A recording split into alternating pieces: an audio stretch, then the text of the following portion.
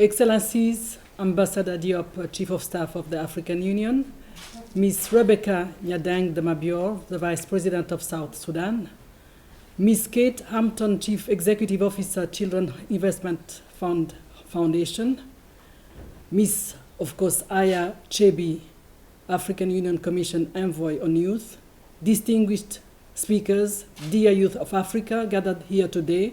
What an honor it is for me to join you at this high-level Beijing+25 intergenerational dialogue and for the presentation of the Africa Young Women Manifesto.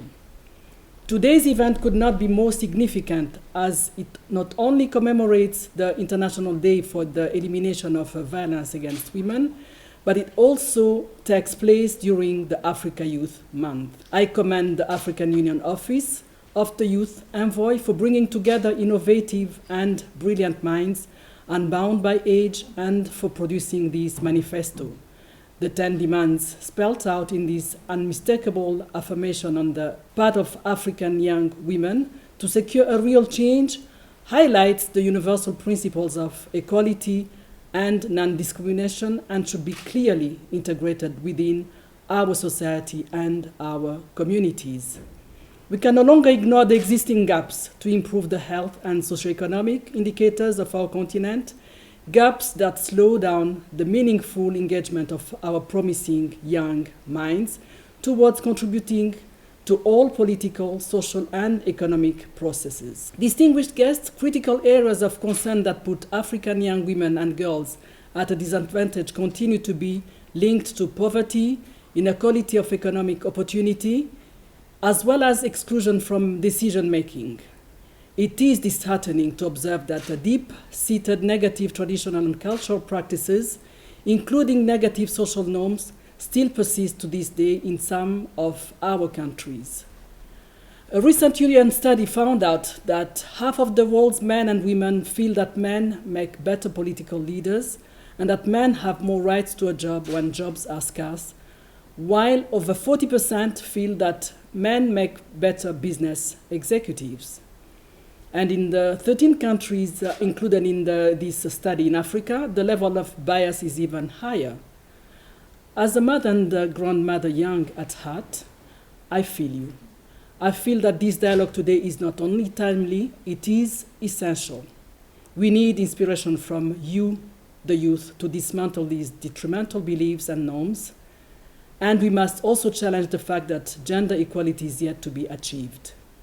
Why should we, in 2020, which marks the 25th anniversary of the Beijing Declaration and Platform for Action, continue to accept that the fact that globally women aged between 25 and 34 are 25% likely than men to live in extreme poverty, that men still control more than 3/4 of seats in parliament around the world, and that girls and women continue to be subjected to female genital mutilation. It is our collective responsibility to provide a pathway conducive for women and girls to achieve their full potential on an equal footing. In the last 25 years, my country, Rwanda, has made a deliberate choice to promote gender equality and women's empowerment as an essential condition for attaining sustainable development. Spearheaded by a sustained political will at the highest leadership level, gender equality and women's empowerment has been the driving force for Rwanda's vision and transformative agenda. A strong and comprehensive legal and policy framework was set up, in addition to relevant legal reforms. The constitutional guarantee of a minimum quota of 30% of women's representation in all decision-making organs has resulted in women holding 50% of cabinet positions, 60% are parliamentarians in the lower chamber, and 38% in the Senate. These concerted efforts have in turn influenced the design and implementation of policies, laws, and programs in all sectors to become more gender responsive. In addition, the institutionalization of gender responsive budgeting has enabled us to ensure that public institutions, especially, use public resources in a manner that benefits men, women, boys, and girls equally. Young ladies and young gentlemen, This year, our continent has not been spared from the unprecedented global health emergency brought about by COVID-19.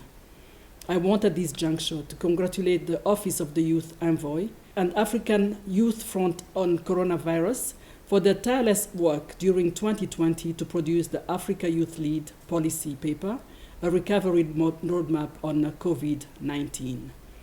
This paper highlights the key challenges our young people are facing on the continent, which have been aggravated by the virus. It also outlines recommendations formulated by them as a pathway to achieving a better Africa. Dialogue such as this one today provides the opportunity to draw inspiration on how to review and rethink our strategies. For example, before the pandemic, youth were at the forefront of advocating for jobs, for universal health care, for gender equality, and for intergenerational co-leadership. But the COVID pandemic has emphasized the extent of inequality and injustice in our societies, and in some cases has even deepened them.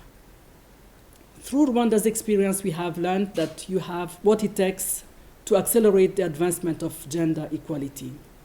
And it's our obligation as parents, elders, and stakeholders to provide you with the platforms and support to play your crucial role in voicing your opinions and ideas.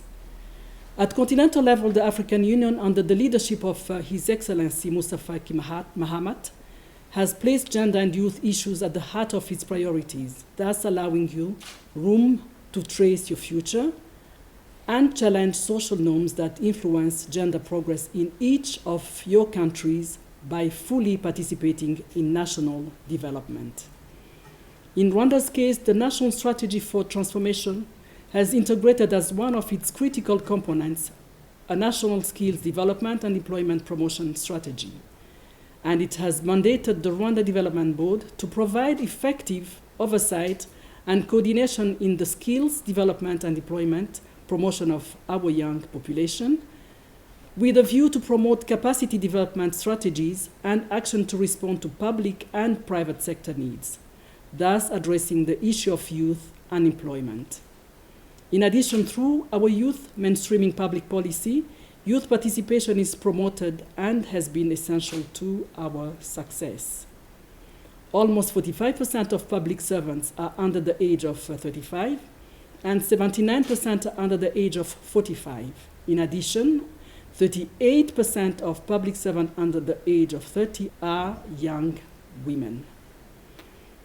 Young leaders of tomorrow, we are conscious that more than ever we need your voices, your expertise, and innovative minds.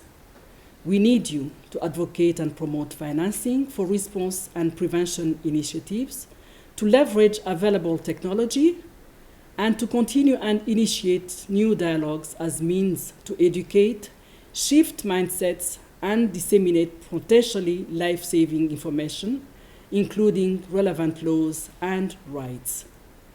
You are the backbone of our continent. We are here to close the gaps, and your demands shall be our commands. Je vous souhaite tous une très bonne continuation.